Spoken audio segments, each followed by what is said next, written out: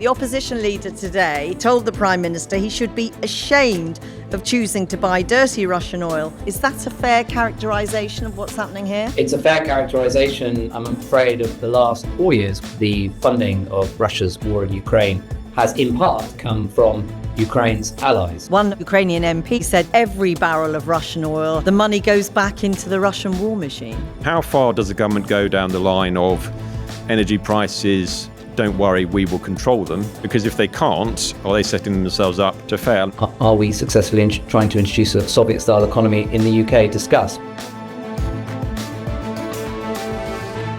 Hello and welcome to the Fourcast. Just how bad is the economic hit from the Iran war going to be?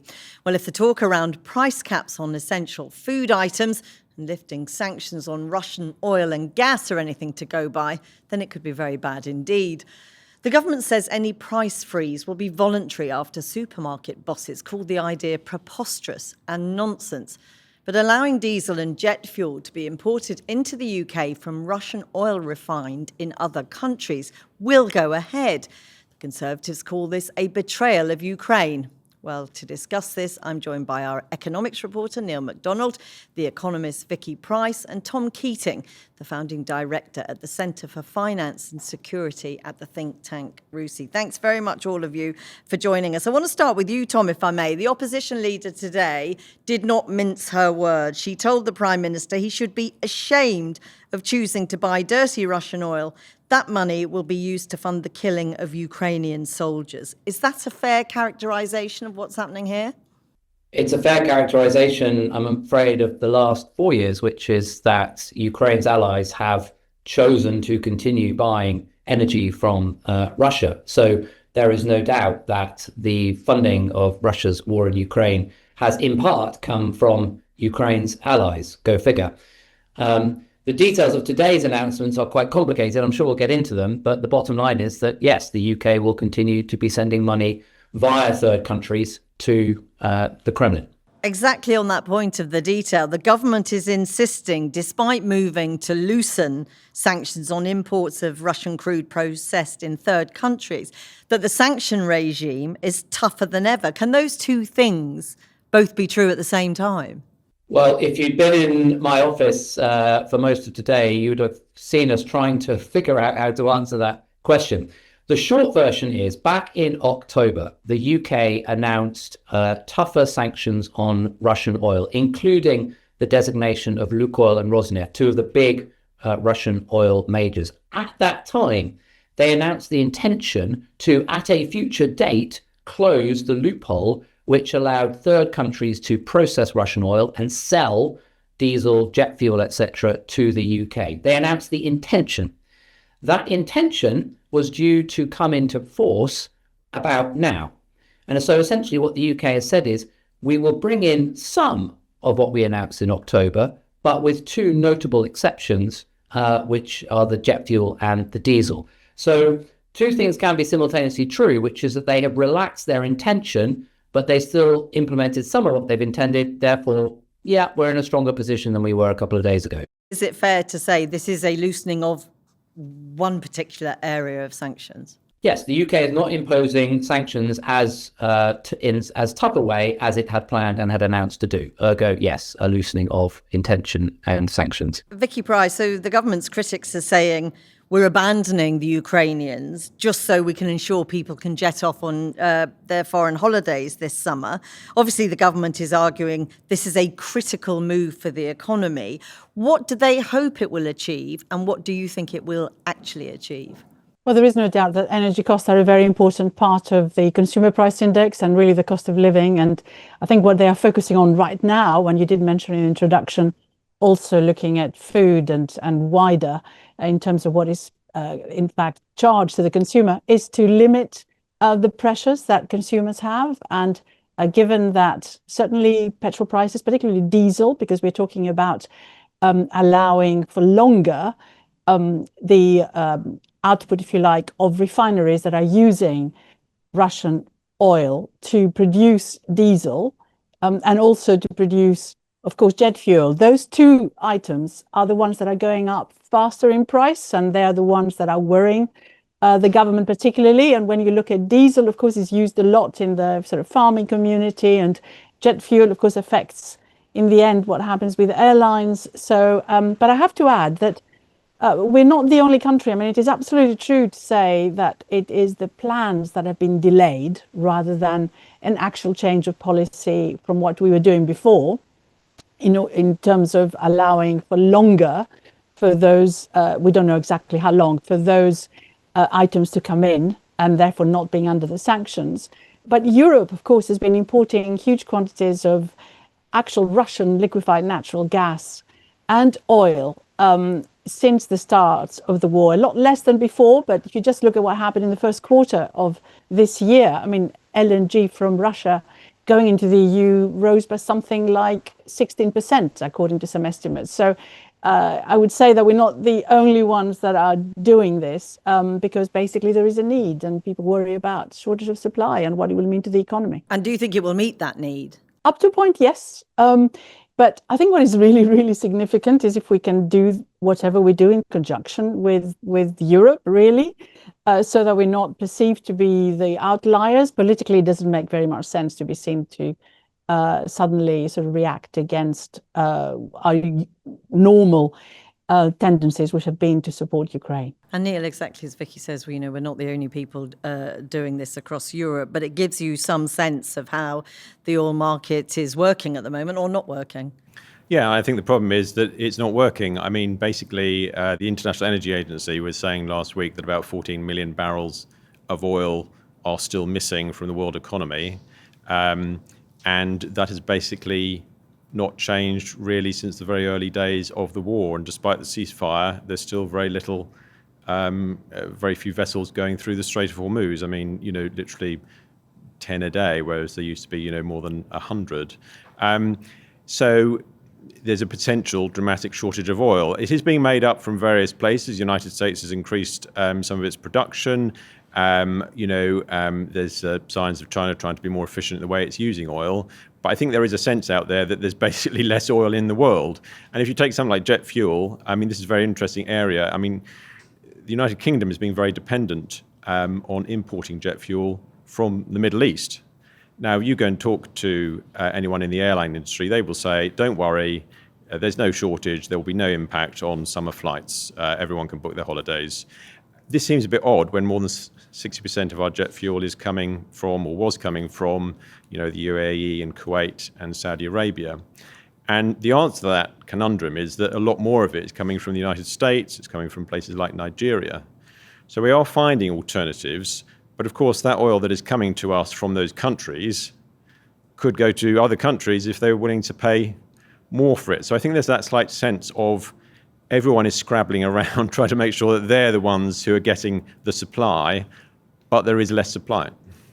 And Tom, we'll come on to this domestic market in a bit more detail, hopefully. But Tom, this scrabbling around that countries may be doing to look after themselves, as it were, the Ukrainians, we're waiting to hear as we speak what the president will say about this move. But I've already heard Ukrainian MPs really in brutal terms express how disappointed they are that the UK has taken this decision.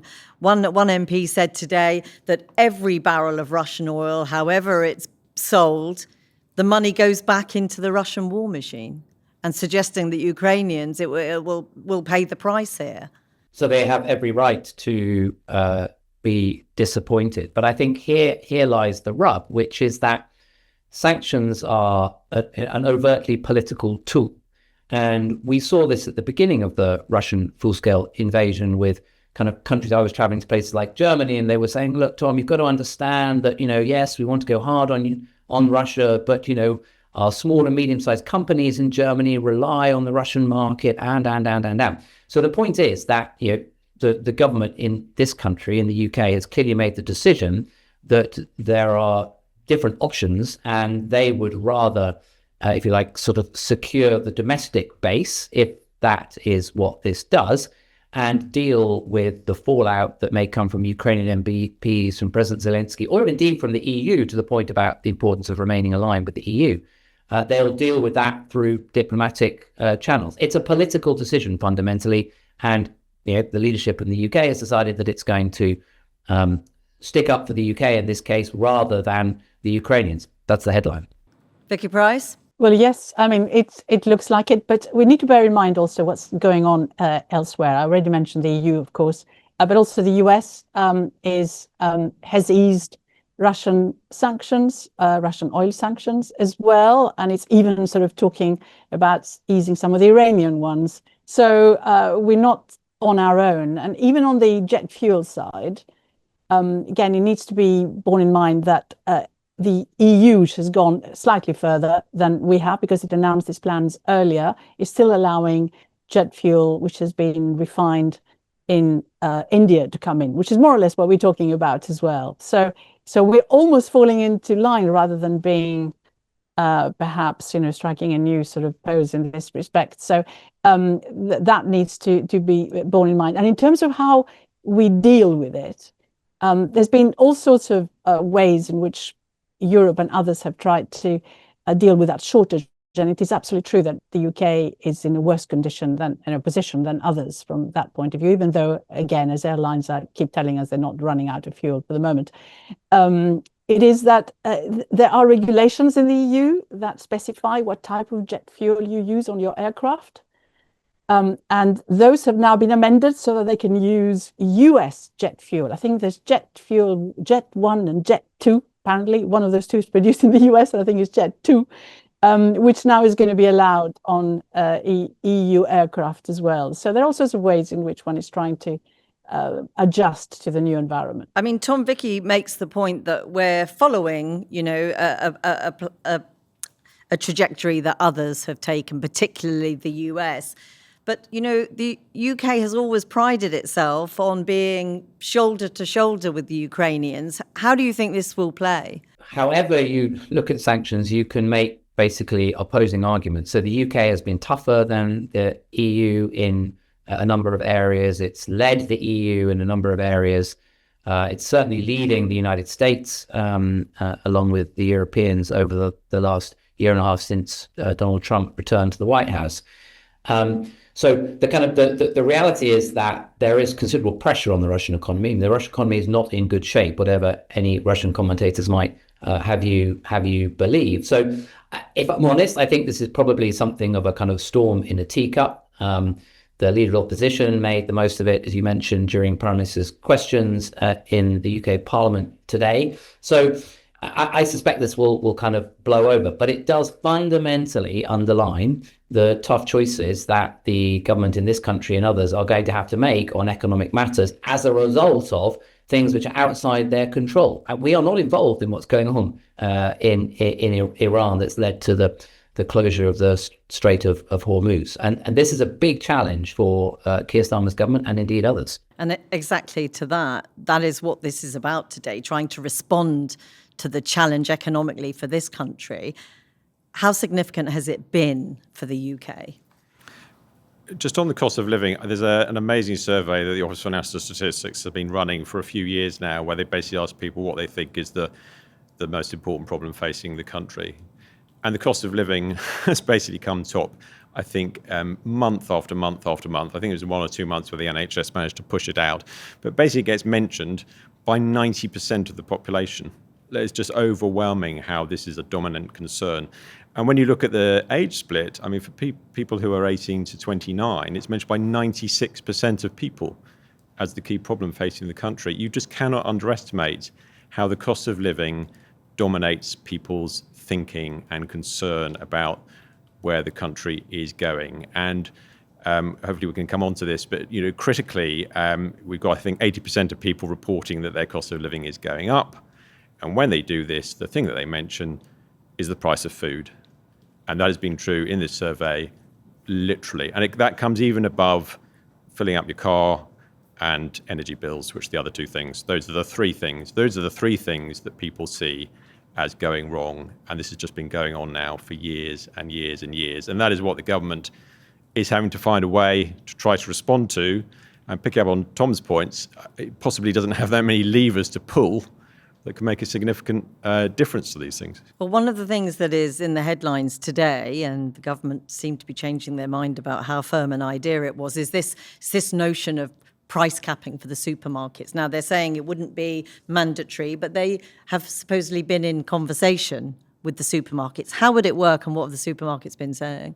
Well, let's take one step back and go to Scotland first, because this idea actually came up in Scotland, where the SNP talked about what would have been mandatory price controls on sort of 20 to 50 essential items, as they say it, chicken, bread, milk, eggs. And this idea, though it received a lot of criticism in Scotland from retailers, does appear to have gone down quite well with voters. And so it's quite interesting that now we're getting these reports that the Westminster government is talking about price controls, though in their case, they're framing this as voluntary, not mandatory.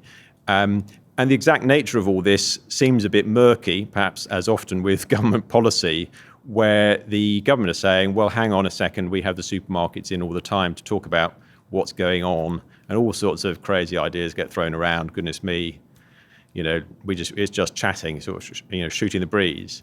But there does seem to have been some chat around some sort of agreement whereby the supermarkets say, we're going to cap the price of certain essentials.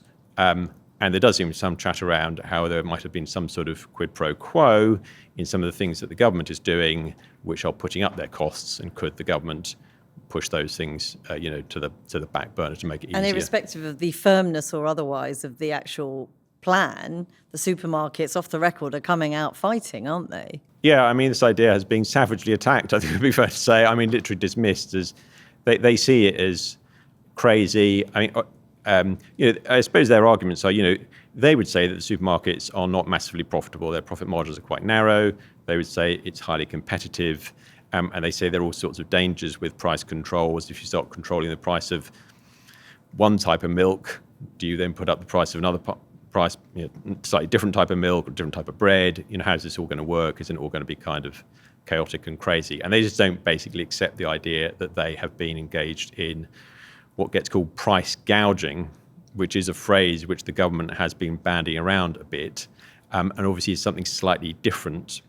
Because the point about all this is, obviously what has happened here is that the price of some things has gone up. The price of oil is more expensive, therefore the price of petrol is more expensive, and that inevitably is likely to get passed on in the price of all sorts of things that we buy in the supermarkets. So supermarkets say, well, how can you control those prices? We have to pass it on in some way.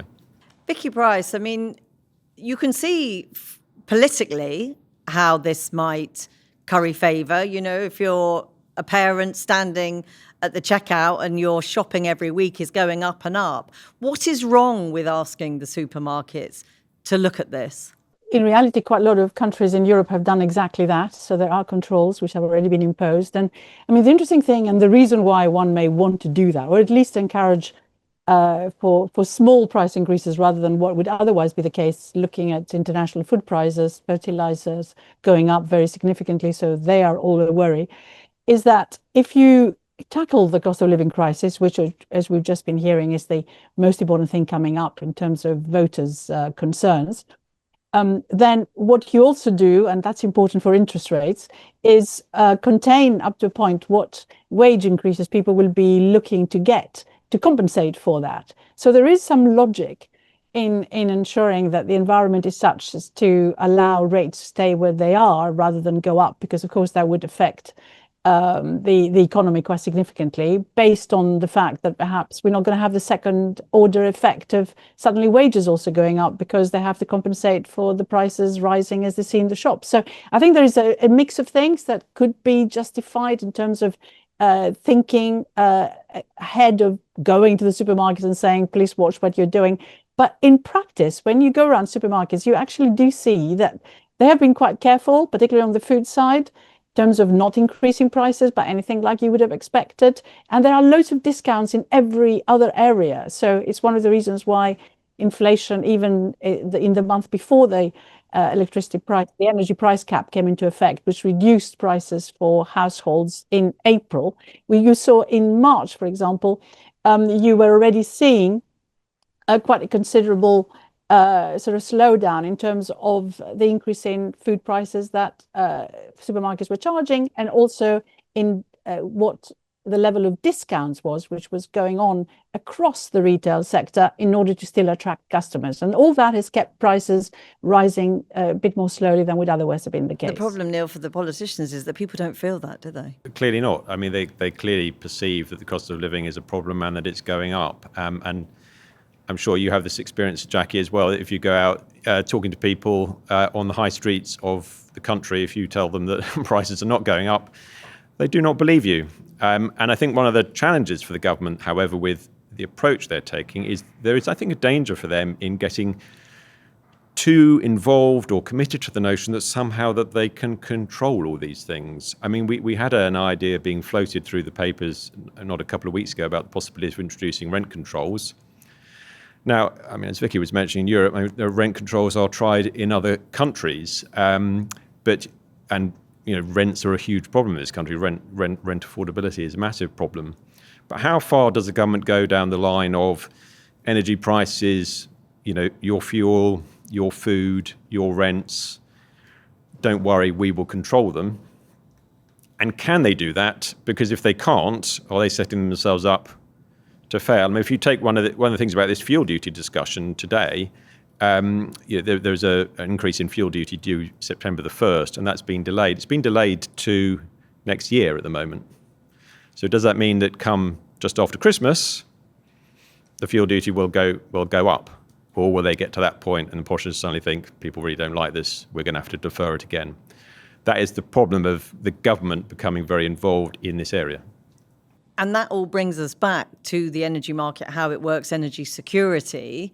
Vicky Pryce, unless we improve our own energy security, this could be a long-term problem, couldn't it? It could, but just to say that we have actually been able to do something on the energy front. There is an energy price cap, which has been working reasonably effectively, and it's because of that we're seeing a 7% reduction in household bills on energy happening in April. One of the reasons why inflation is lower than it was a month ago, and also likely, of course, those to benefit from that over the next 3 months until they go up possibly again in July. And also the government intervened and froze rail fares for the regulated fares in England, and also froze the cost of a stamp. So things like that they can actually control. Now, of course, as I said, it's at the end of the day, the taxpayers who pay, but they can move things from one part of the population to another. But there is a limit to how much they can do that, given exactly as you're saying, this concern about energy prices worldwide, and it's costly if you carry on trying to keep prices low.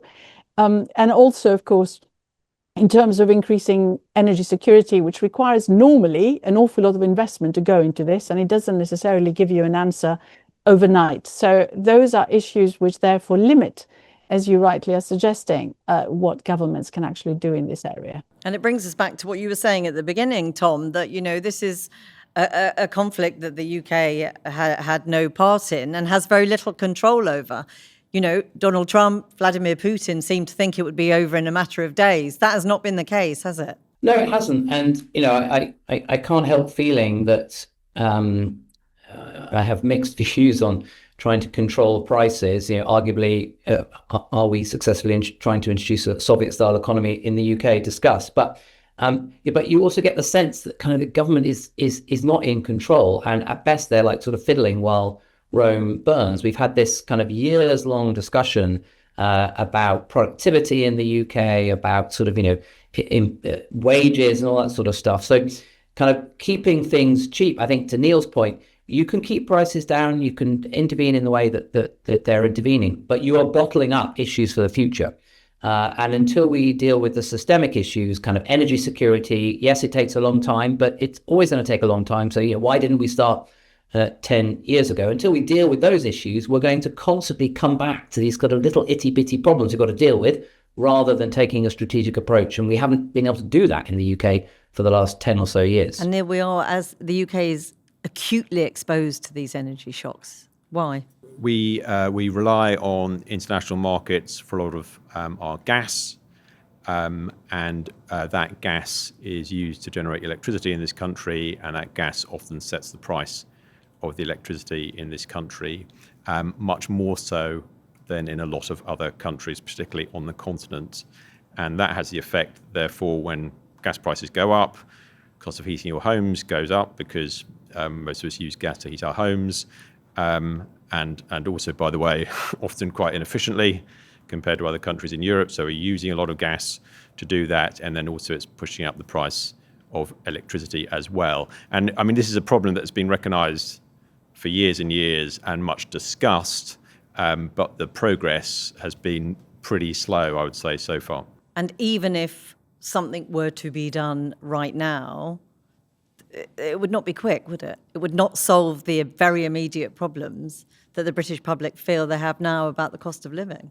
No, I think that's true. I mean, Vicky was pointing out the action that Rachel Reeves took to try and bring people's bills down immediately, and I think that's the reason why she did that. I mean, Ed Miliband's got a whole program of changing the way in which energy is generated in this country, but that is a program for years, not for the next couple of months.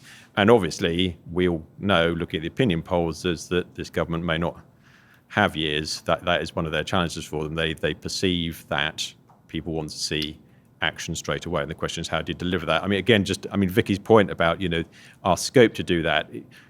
This interacts with the problem about the state of our public finances.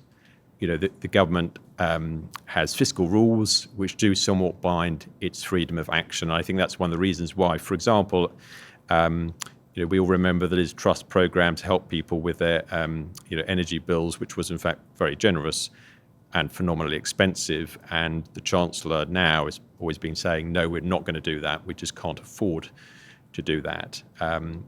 How people will feel about that when it arrives, we will see. Vicky, how would you be advising the Chancellor right now? Well, we are talking about the possibility of directed support to those who need it most. I mean, that's one thing. But we are taking decisions which, as just been suggested, might affect the longer term now. So we haven't been increasing fuel duty since 2011 or whatever it was.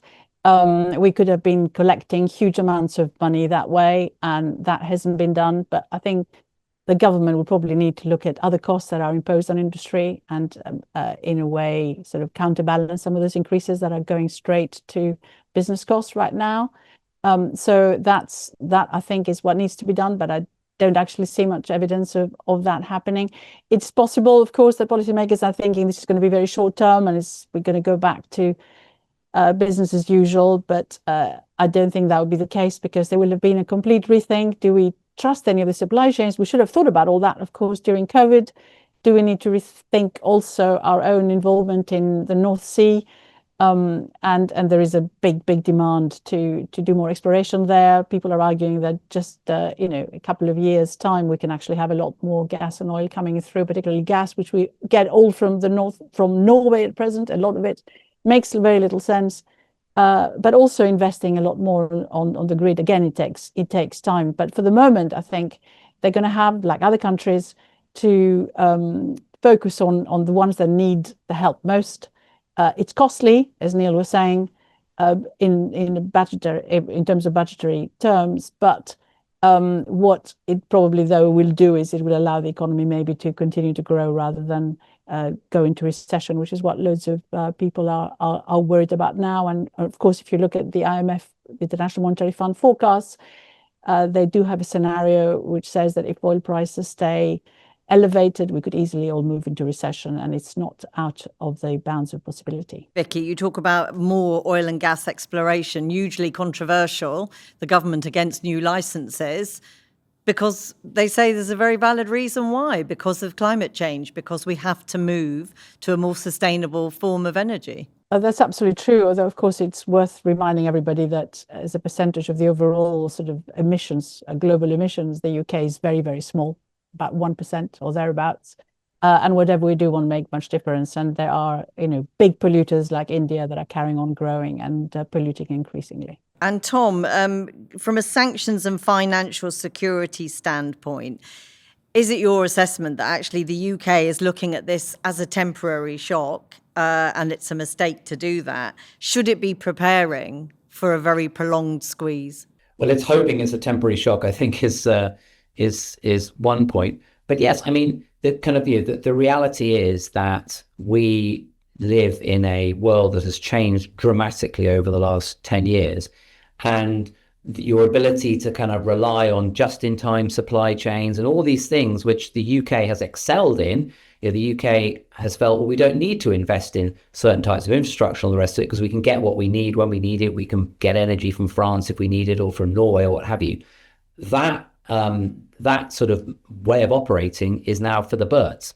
And unfortunately, we haven't invested in the kind of security elements that we need, energy and others. That means that when these kinds of shocks happen, which they are doing more and more frequently, that we can feel as though we can ride it out. We can't ride it out. Arguably the government has sort of panicked to some extent and talking about supermarket price freeze and all that sort of stuff. That's not the sign of a government in control. Neil, I'm going to leave the last word to you. This is all quite bleak. Have you got anything optimistic to tell us? Well, that's quite a challenge.